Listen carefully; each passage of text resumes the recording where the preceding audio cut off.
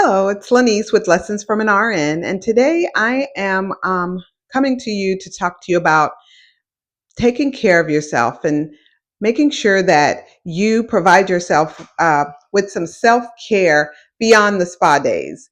We all know that going to the spa is absolutely amazing. However, it's not practical to do on a daily or weekly or even a monthly basis sometimes for the majority of us.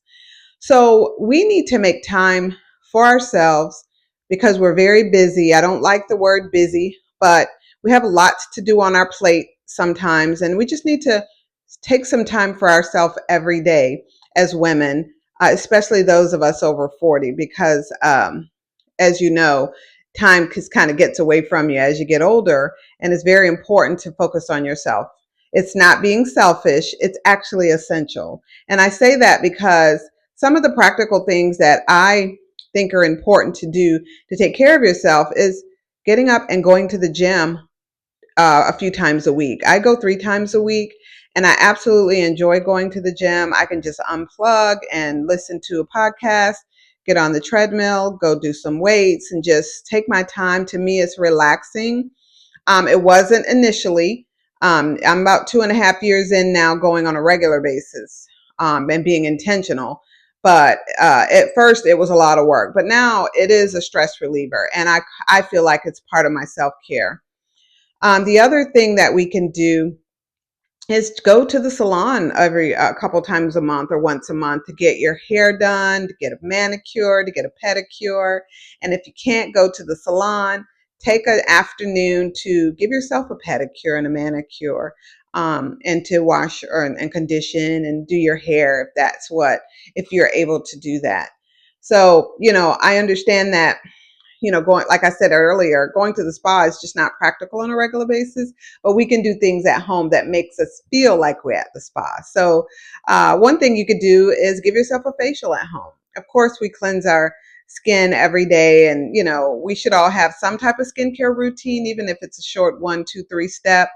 But on those days when you have extra time, be intentional about giving yourself a mask, and doing like some extra cleansing and exfoliating of your skin, and then moisturizing your skin. So it makes you feel like you're at the spa, even though you're at home.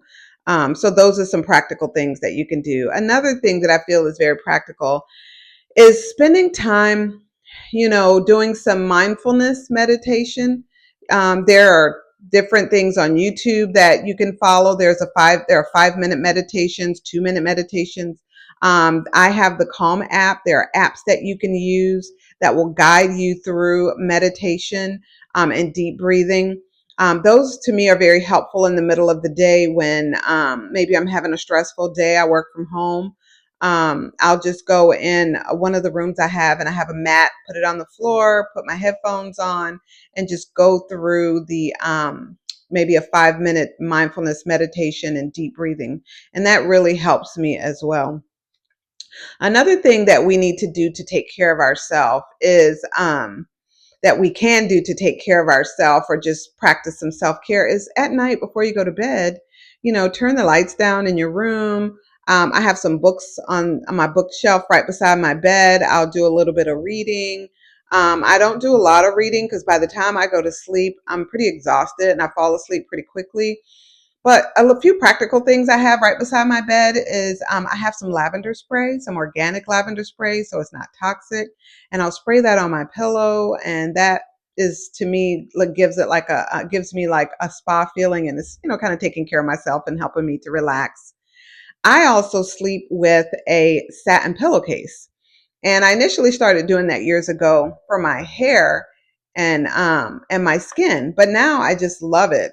It's hard for me to sleep on a cotton pillowcase. I even travel. I have a couple of travel satin pillowcases. Um, and I'll take it with me because to me, it gives me that extra spa-like feeling and helps me relax at night before going to bed. The other thing is, and we all can work on this, is decreasing our screen time before we go to bed. And just, maybe looking at a book instead of scrolling on the internet, or having a television in your room. I have a television in my room. I don't use it that often. I used to not have a television in my bedroom at all. But I had an extra television, so we put it in there, but we really don't use it that much.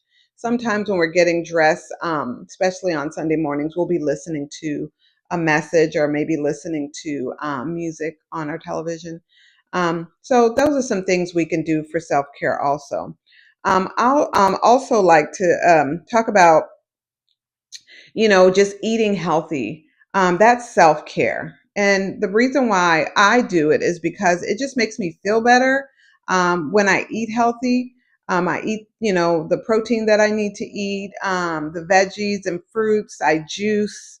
I'll make a smoothie, and I don't do smoothies that often because it is a lot of fruit and it has a lot of carbs in it, but I will do it like once a week. Um, to get a meal in, or I just enjoy, having a fruit smoothie.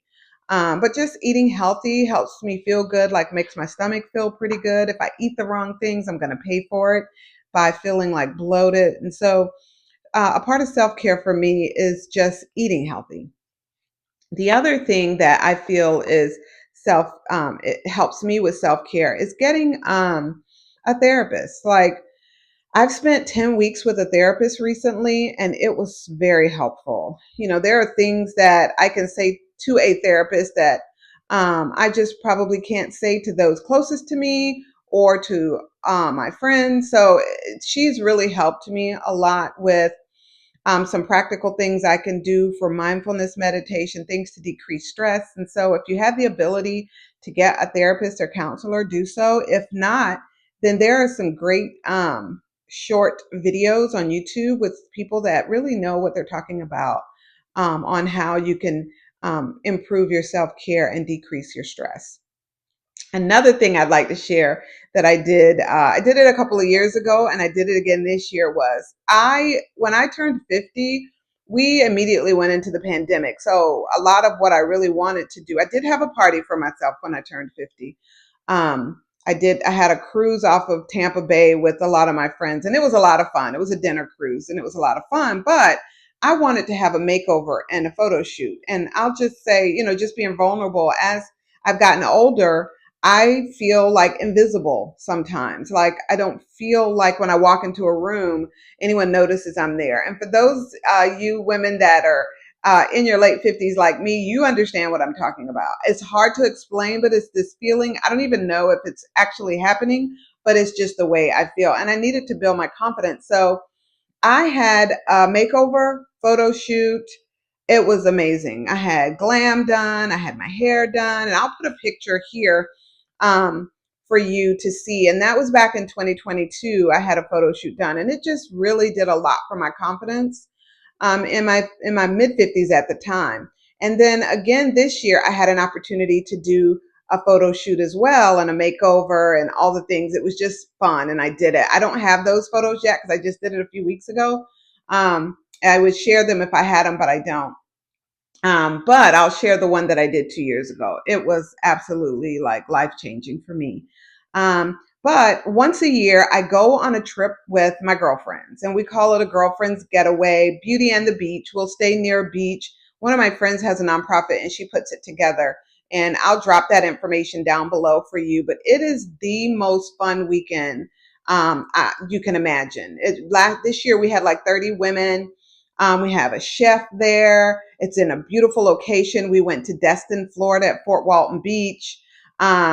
Everything is there. You don't have to think about anything that weekend. Just getting away, hanging out with your girlfriends. We had a party on the party bus, went downtown, had appetizers with the girlfriends, just having a good time. We had a chef, like I said. We had a therapist that was there, and we did a session on communication, which was amazing. We did yoga on the beach. I mean, I just can't even explain how much fun we have. And we've done that now for the last, I want to say 5 or 6 years. And anybody's welcome to come. And so I'll put that information down below. If it's something you and your girlfriends want to get together and do, it is absolutely amazing. The photo shoot is extra. But I will say that the entire weekend is very affordable, and it is girlfriend weekend is better than therapy. Let me tell you that. To me, if that is one thing I will not give up every year. That's the one thing. If someone schedules something during that time, other than where I'm going to be with my girlfriends, Lanice is going to be with her girlfriends for the most part. But that girlfriend getaway weekend is amazing. If you have some girlfriends and you all can get away for the weekend, it's all about self-care. Getting together with the right girlfriends, the girlfriends that are going to lift you up, and not those that tear you down or make you feel negative. You know, you got those girlfriends. We all have them. But I just enjoy hanging out with my girlfriends on that girlfriends weekend. And so, one final thing I want to say is just keep in mind that self-care is not selfish. Self-care is essential. As we get older and we age, we need to take care of ourselves, and we need to take care of our mental health, our physical health, our emotional health, our spiritual health, and all the things. And just remember to like and subscribe to my channel for more lessons like this from an RN, and do something for yourself, something practical for self-care. And give me some comments below, some of the things that you like to do to take care of yourself. Just share that. And maybe, it'll help someone in the comment section as well.